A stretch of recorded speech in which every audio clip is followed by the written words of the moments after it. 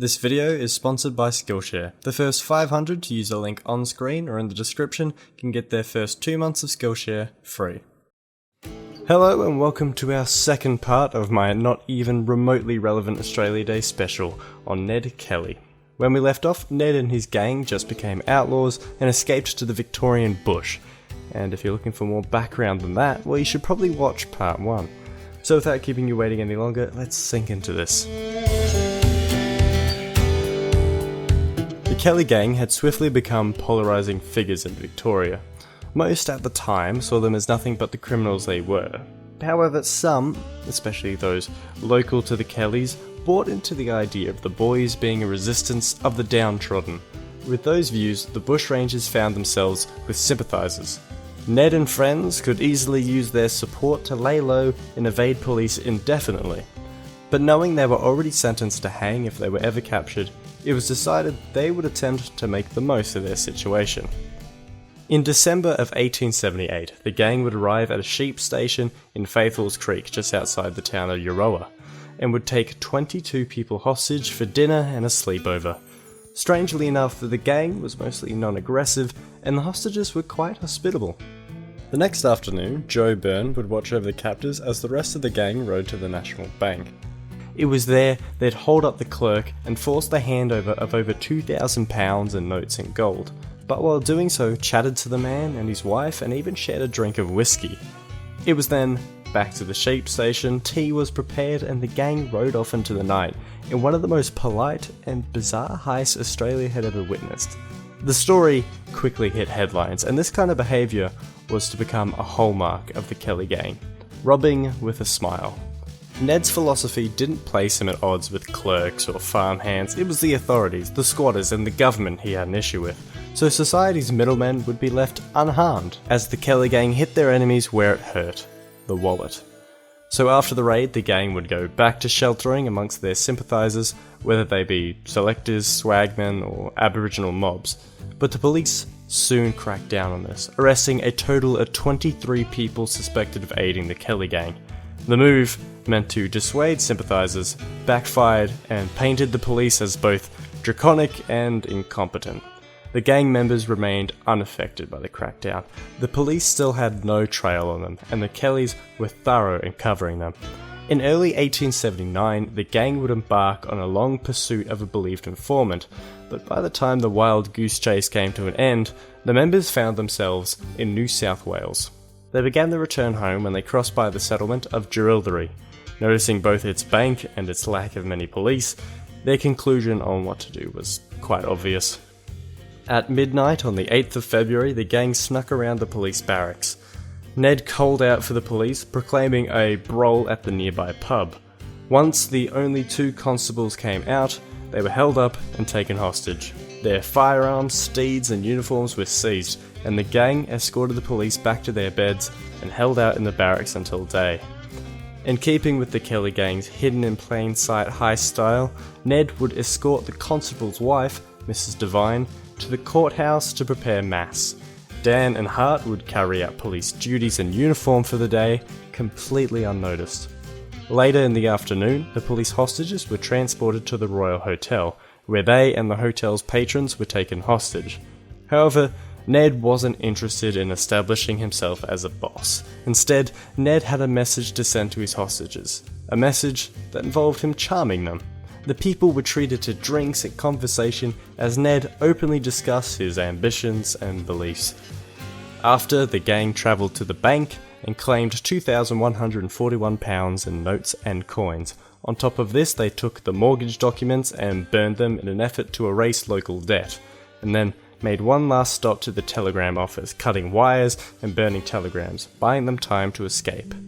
The gang then took off, leaving nothing to trail them but one thing: an 8,000-word letter written by Ned for the Jerilderie newsletter.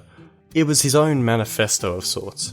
In the letter, it seemed to express what had started out as just fleeing the authorities had turned into some political fight for Ned.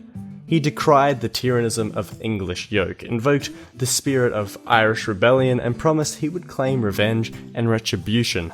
The letter read like an IRA declaration, but Ned wasn't fighting for Ireland as a country. He saw it almost as a class. And class struggle and conflict applied as much to him, a first-generation Victorian, as it did a full-blooded Irishman. So after both another successful raid for the Kelly Gang and Ned's literary battle cry, the New South Wales government would place a bounty for £4,000 for Ned's capture or death, and the Victorian government quickly matched it, leading to Ned having altogether an £8,000 bounty on his head, the largest ever bounty on a bushranger. However, despite the record bounty and headlining articles, the Kelly Gang simply disappeared for months. Despite their best efforts, the police could not track them. They even resorted to bringing in Queensland's Indigenous black trackers to trail them, and the local Aboriginals wouldn't cooperate, and it only proved fruitless. It would be on the Kelly Gang's own terms they re-entered the public eye, and Ned planned for it to be as dramatic as ever. The gang were going to take the fight directly to the police. Byrne and Dan arrived at Aaron Sherratt's, a former Greta mob member turned police informant, on the night of June 26, 1880. Sherratt opened the door to be greeted by Byrne's gun, and was quickly shot dead. Sherratt's house was home to his wife, his mother-in-law, and 4 policemen who had been working from the home while scouting for the Kelly Gang. When the gang had met them first, they hid in the bedroom and took the wife and mother-in-law in with them, dissuading Byrne and Dan from lighting the house up and being done with it. The pair would leave with 1 kill, and they expected a lot of attention to soon follow. Ned and Hart, on the same night, had ridden out to the town of Glenrowan and destroyed the local adjacent railroad. Then they rode through the town and rounded its occupants into the local hotel.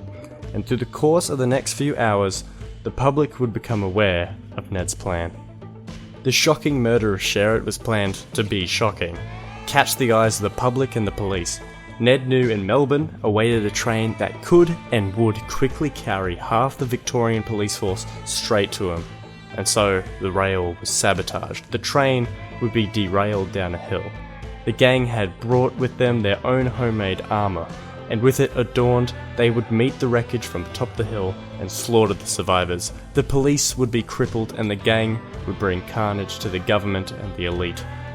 The plan was ambitious and horrifying in the magnitude of deaths. Dan and Byrne would unite with Ned and Hart at the hotel, and they waited and waited and waited some more for the train. The train had departed late. Sherratt's murder had, unknown to the gang, gone unreported for hours. The Glenrowan hostages began to tire, and so looking to remain in good favour, Ned allowed his sympathisers to return home for the night.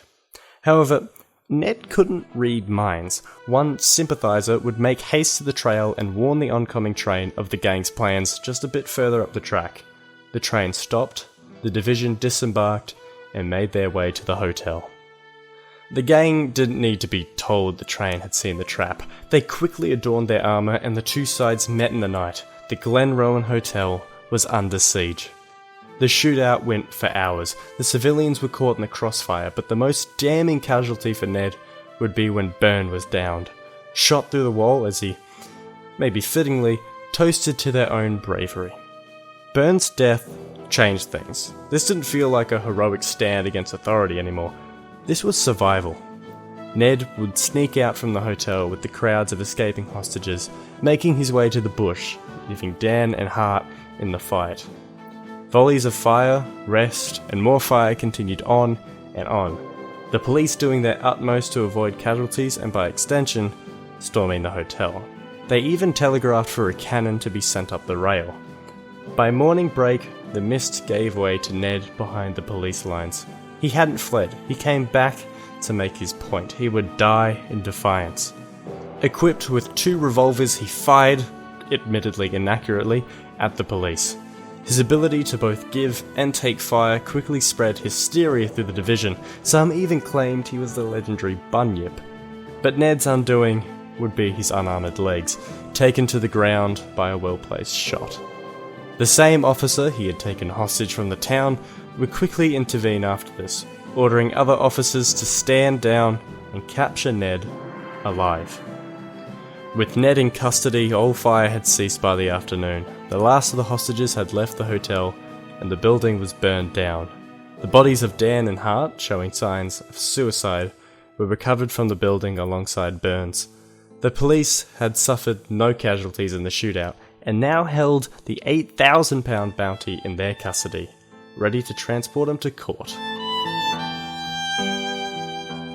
Ned stood trial before the Supreme Court in Melbourne throughout October 1880. It would be a jury that decided Ned's guilty verdict, and Ned himself agreed, saying no juryman could have given any other verdict. Ned didn't, or at least didn't show any fear for his death. He accepted his sentence, to be hanged until death without resistance.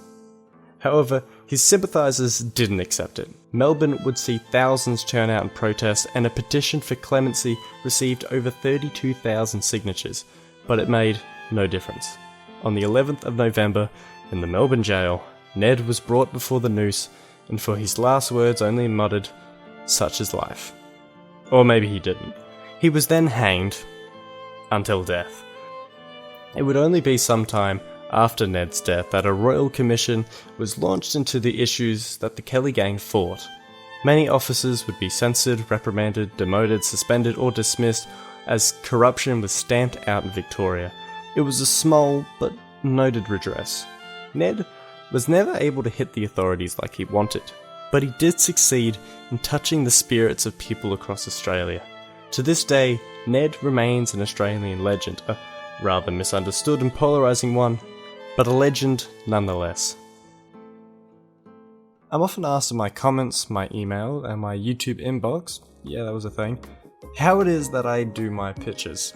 Well, to make a very long answer a lot shorter, Photoshop is how I do it. To many of you that probably seems off-putting, but learning Photoshop doesn't have to be hard, not when we have Skillshare. Meg Lewis has her own fantastic, comprehensive course on the fundamentals of Photoshop, and there are many more courses on the whole Adobe suite to be found at Skillshare. In fact, with over 25,000 classes, there are courses on just about any subject you could want. So if you're looking to learn editing, design, cinematography, business, and more, you can use the link in the description or on screen, and if you're one of the first 500 to do so, claim a free 2 months of Skillshare's premium membership, getting access to everything the site has to offer. And if you miss out, premium is less than $10 a month, so why not go ahead and start learning today.